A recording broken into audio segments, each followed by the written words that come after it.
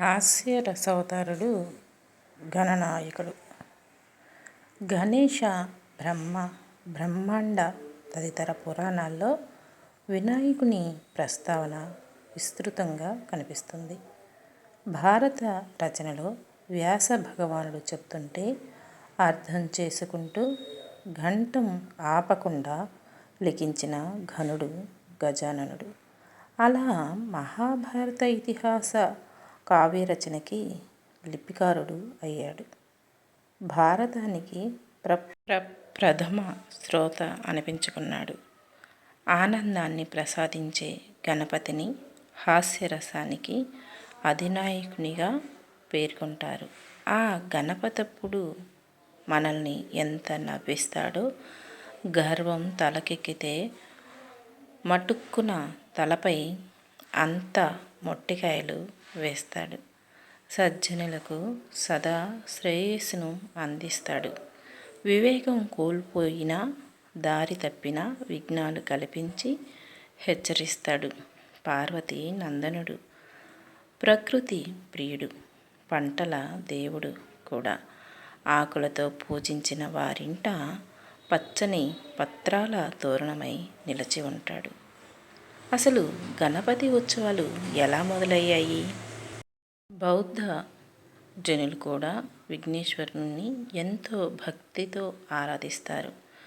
గణేశ హృదయం స్తోత్రం Japan, China, Nepal, Tibet తదితర దేశాల్లోనూ వ్యాప్తిలో ఉంది. నేపాలీలు వినాయకుణ్ణి నమో భగవతే ఆర్య గణపతి హృదయాయ అనే మంత్రంతో జపిస్తారు. గణపతి నవరాత్రి ఉత్సవాలను నిర్వహించి ఆ స్వామి ఆరాధనకు విశిష్టతను సంతరింపజేసినది బాలగంగాధర తిలక్. జాతీయోద్యమంలో హిందువులను అందరినీ సంఘటిత పరచాలనే గొప్ప సంకల్పంతో ఆ లోక మాన్యుడు మహారాష్ట్రలో ప్రారంభించిన విఘ్నేశ్వరుని ఉత్సవాలు క్రమంగా దేశమంతటా వ్యాపించాయి. వినాయకుడి రూపంలో అంతరార్థం ఏంటి అసలు? విఘ్నాలను తొలగించటానికి మేధ అవసరం.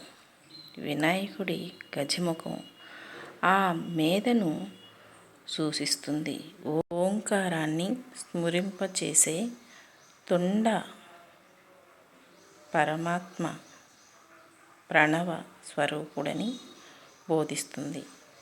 ఆత్మ సంబంధమైన విషయాలు వినటం వల్ల అలౌకిక విషయ సంస్కారాలు దూరమవుతాయని, స్వామి పెద్ద చెవులు లోకాలను తనలో ధరిస్తాడని, లంబోదరుడి పెద్ద పొట్ట సూచిస్తాయి. ఆయన 4 చేతుల్లో 2 చేతుల్లోని పాశాంకుశాలు కామ క్రోధాలు. ఆయన వంశంలో ఉంటాయని, 3వ చేతిలోని పుస్తకం సకల విద్యాస్వరూపుడు, విద్యాప్రదాత అని, 4వ చేతిలోని మోదకం ఆనంద స్వరూపుడు, ఆనంద ప్రదాత అని తెలియజేస్తాయి. భగవచ్చక్తిని సర్భంగా చెబుతారు. జ్ఞాన బల క్రియ రూపమైన శక్తి ఆయనకు అలంకారమని సర్వభూషణలు సూచిస్తాయి. మనం విఘ్నేశ్వరుడిని, గణపతి, వినాయకుడు అంటే తమిళులు పిళ్ళయ్యార్ అని, కన్నడిగులు గణేశ అని వ్యవహరిస్తారు.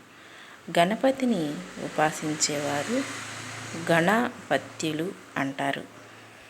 గణపతిని ఏ పత్రంతో, పుష్పంతో పూజించినా ఎంతో సంతోషిస్తాడు.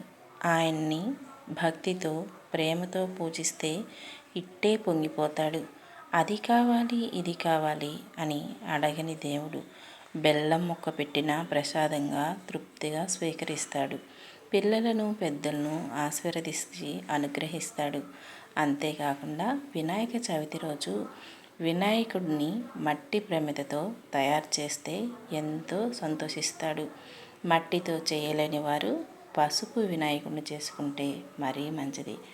ముందుగా వినాయకుడిని, గౌరీదేవిని, శివుడిని ఆరాధిస్తూ స్వామిని భక్తి శ్రద్ధలతో పూజిస్తే ఎంతో పొంగిపోతాడట. తనకి తల్లంటే ఎంత ఇష్టమో తన భక్తులన్నా ఆయనకి అంతే ఇష్టం.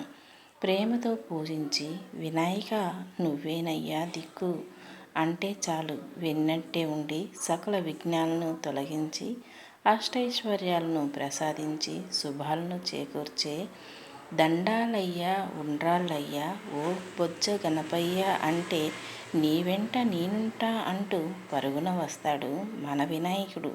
బాల వినాయకుడికి జై బోలో గణేష్ మహారాజ్కి.